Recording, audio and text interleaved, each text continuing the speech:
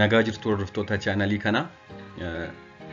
Har'a immoo barnoota gabaabduu tokko kan maatiif baay'ee barbaachistu taate tokkoon isinii qabadhee jira. Innis immoo maal jedhaa? Ayireeniif daa'imman kan jedhudha. Ayireeniin faayidaa maalii qaba daa'immanii fi daa'imman ayireenii eessaa argatu? Akkasumas immoo akka daa'imman hanqina yookaan hir'ina ayireenii hin godhanne maatiin maal gochuu qabu kan jedhudha. Chaanalii kanaaf haaraa yoo taatan, chaanaliin kun waa'ee fayyaa daa'immanii, sirna nyaataa daa'immanii fi guddina daa'immanii barsiisa. Subscribe gochuun hordofaa jechuun barbaada. Hanga dhumaattis na hordofaa.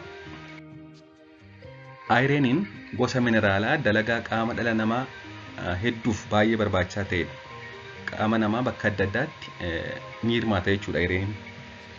Keessumaa ijaarsa gosa seelii dhiiga diimaa kan oksijiinii qaama keenya keessa asiif achi deddeebisuuf nu gargaaru yookaan seelii dhiiga diimaa keessumattuu hemogloobiin kan jedhamu pigmentii hemogloobiin jedhamu oomishuu irratti ayireeniin gahee guddaa taphata.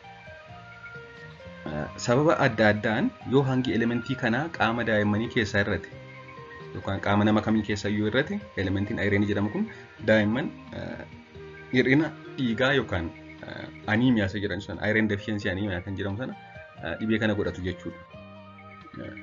Kun amma mallattoo daa'imni dhibee hir'ina dhiigaa qabu mul'isudha. Konjaaktiivaa kan jedhu iji isaanii gara gajjallaa hin addaata jechuudha.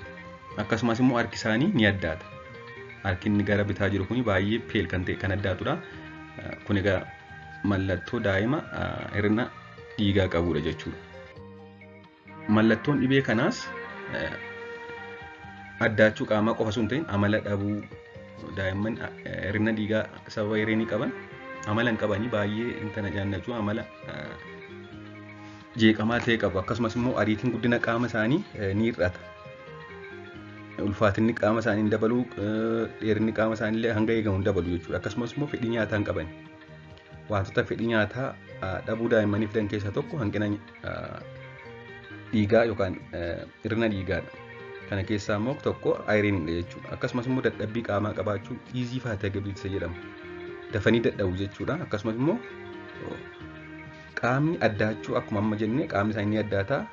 Mallattoo kana fakkaatu qabu. Kanaafuu daa'imman keenya yoo hanga nu eegnutti qaamni isaanii dabaluu dide yookaan ulfaatinni qaamaa dabaluu dide amala hin qaban taanaan akkasumas immoo fedhii nyaataa hin qaban taanaan ilaalchisuu qabna jechuudha. Tarii daa'imman kun hir'ina dhiigaa godhatanii ta'uu waan danda'uuf. Haa ta'u malee kanneen kun yoo yaalaman yoo ayireenii kennineef deebi'anii kan sirraa'anidha. Deebi'anii fedhii nyaataa godhatu, deebi'anii guddinni qaama isaanii deebi'a. Akkasumas immoo amala dhabuun sun ni bada jechuudha. Haa ta'u malee hanqinni ayireenii dandeettiin yookaan guddinni sammuu daa'immanii akka boodatti hafu godha. Akkasumas wanti kun erga uumamee booda yoo ayireenii ga'aa kennineef deebi'een sirratu waan ta'eef guddinni sammuu fi dandeettiin yaaduu isaanii boodatti hafaa ta'e kan hafu ta'a jechuudha.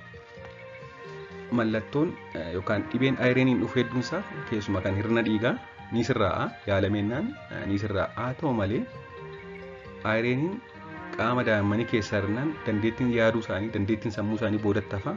Akkasumas immoo yoo erga wanti kun uumamee booda ayireenii kennineef IQ'n isaanii bakka sirrii ta'etti deebi'uu dhiisuu danda'a jechuudha. Permaanentii kan ta'e dandeettii yaaduu isaanii gad bu'ee hafuu danda'a jechuudha. Kanaafuu ittisuutu barbaachisaa. Osoo daa'imman hir'ina ayireeniin godhatiin dursinee ittisuu qabna. Erga godhatanii booddee erga isaan dandeettii yaaduu isaanii gad bu'ee booddee yoo ayireenii kennine wanti kun sirraa'uu dhiisuu danda'a waan ta'eef. Daa'immaniif ijoolleen guyyaatti ayireenii miligiraama 1 isaan barbaachisa. Ayireenii nyaata keessa jiru keessaa immoo parsantaa 10 qofatu absorbi ta'a. Kanaafuu daa'imman guyyaa guyyaatti nyaata ayireenii miligiraama 10 qabu nyaachuu qabu. Maaliif nyaata ayireenii miligiraama 10 yoo nyaatan kana keessaa qaamni isaanii parsantii 10 absorbi godha. Kanaaf miligiraama 1 guyyaa guyyaatti barbaadan ni argatu jechuudha. Nyaata ayireenii gaarii qabu keessaa hedduunsaa akkuma suuraa irratti argitan kanadha. Keessumaa nyaanni biyya keenyatti argamu kanneen akka baaqelaa, atara, goommana waan adda addaa irraa qophaa'an kun foon diimaa wantoonni akkasii kun hanga ayireenii gaarii qabu. Baaqelaa, atara, timaatimii, foon diimaa, hundee diimaa yookaan qayisirii isa jennu, qurxummii, goommana, qoosxaa, aannan daakuu yookaan aannan foormula ayireen fortified ta'e kanneen kun hanga ayireenii hedduu qabu. Daa'imman kan arganna qaama isaanii keessa ayireeniin gaariin akka jiraatu ta'a jechuudha. Daa'imman hanqina ayireenii akka hin godhanneef maatiin maal gochuu qabu isa jedhu ni jalqabaa harma hoosisuudha. Aannan harmaadhaa ayireenii hedduu qabaachuu baatus ayireeniin aannan harmaadhaa keessatti argamu persentaan 50 hanga persentaa 75 kan ta'u marrummaan yookaan garaacha daa'immaniin gara qaamaatti kan fudhatamudha. Baay'oo availability isaa baay'ee ol kaa'adha jechuudha. Ayireeniin aannan harmaadhaa keessatti argamu. Ayireeniin nyaata biroorraa argamu persentaa 5 hanga 10 qofatu absorbi ta'a. Kan aannan harmaadhaa keessatti argamu persentaa 50 hanga 75 absorbi ta'a waan ta'eef baay'oo availability isaa guddaadha. Hanga ayireenii aannan harmaadhaa keessatti argamu xiqqoo haa ta'uyyuu malee shumti jirtu kun sirriitti fudhatamti jechuudha. Kanaaf harmaadhaa hoosisuun baay'ee murteessaadha jechuudha. Inni lammaffaan daa'imman waggaa tokko gadiif aannan loonii kennuu dhiisu. Kan yeroo hedduu irra deddeebinee kaasneerra umuriin daa'immanii waggaa tokko hanga guututti aannan loonii daa'immaniif kennuun gaarii miti. Hir'ina dhiigaa fida. Hir'inni dhiigaa kun immoo sababa hanqina ayireeniidha jechuudha. Akkamiin aannan loonii hanqina dhiigaa yookaan hir'ina dhiigaa fida jennee yoo ilaalle ni jalqabaan aannan loonii elementii ayireenii jedhamu kana ga'aan qabu. Xiqqoo qaba jechuudha. Akkasumas immoo daa'imman waggaa tokko gadi aannan loonii dhugan keessaa persentaa 30 hanga 40 kan ta'an hanga ijaan hin mul'anne xiqqoo marrummaan isaanirraa dhiigaa yookaan okkalti biliidingii qabu. Biliidingiin kun immoo dhiiga qaama isaanii keessaa fixa jechuudha. Akkasumas immoo aannan loonii hanga kaalsheemii hedduu waan qabuuf kaalsheemiin immoo akka nyaanni akka ayireeniin nyaata keessa jiru absorb hin taane akka qaamni keenya ofitti fudhanne taasisa jechuudha. Kaalsheemii akka qaamni keenya ayireen nyaata keessa jiru akka absorb hin goone taasisa. Kanaaf sababa kana sadaniif daa'imman waggaa tokkoof aannan loonii kennuun hir'ina dhiigaa fida jechuudha. Kanneen waggaa tokko hanga waggaa lamaa gidduu jiraniifis immoo aannan loonii guyyaatti miiliiliitira 700 ol ta'uu qabu. Akkasumas immoo yeroo kenninuuf danfisuu qabna. Yeroo danfisnu immoo bishaan harka 1/3 aannan harka 2/3 yookaan bishaan siinii tokkoo fi aannan siinii 2 walitti maknee waliin danfisnee pirootinii okkalti bileedingii fidu akka daa'imman garaacha isaanirraa dhiigan taasisu sana dhabamsiisuu qabna jechuudha. Waggaa lamaa oliif garuu rakkoo hin qabu, kennamuunis gaariidha. Daa'imman waggaa lamaa oliif aannan loonii kennuun gaariidha. Waggaa tokko gadiif kennamuu qabu. Waggaa tokko hanga waggaa lamaa gidduuf immoo akka armaan ol jenneen guyyaatti 700 caaluu qabu, danfuu qaba, bishaanis itti makamuu qaba jechuudha.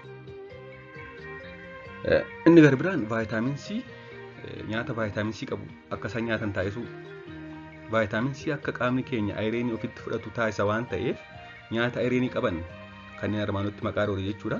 Nyaata ayireenii qaban kana nyaata vaayitaamin C hedduu qaban waliin nyaachisuun akka ayireenii achi keessa jiru sun absorbi ta'u taasisa. Nyaanni vaayitaamin C hedduu qaban kanneen akka birookoolii, burtukaanii, injoorii, timaatimii fi kan kana fakkaatanidha. Kanneen sila ayireenii qabu jenne sana wajjin walitti maknee yoo nyaachisne ayireenii achi keessa jiru akka sirriitti absorbi ta'u ta'a jechuudha. Akkasumas immoo bunnii fi shaayiin daa'imman nyaata nyaatanitti kennamuuf hin qabu. Bunnii fi shaayiin keemikaala taaniin jedhamu kan akka qaamni keenya ayireenii ofitti hin fudhanne taasisan waan qabaniif yeroo daa'imman nyaata nyaatan kennuufiin akka ayireeniin sun absorb hin taane taasisa waan ta'eef gaarii miti jechuudha. Kanneen kana gochuudhaan egaa akka daa'imman hanqina yookaan hir'ina ayireenii fi hir'ina dhiigaan godhanii taasisa waan ta'eef baay'ee barbaachisaadha. Waan na dhaggeeffattaniif hedduu galatoomaa. Sabiskiraayib gochuun dagatinaa. Turtii gaarii.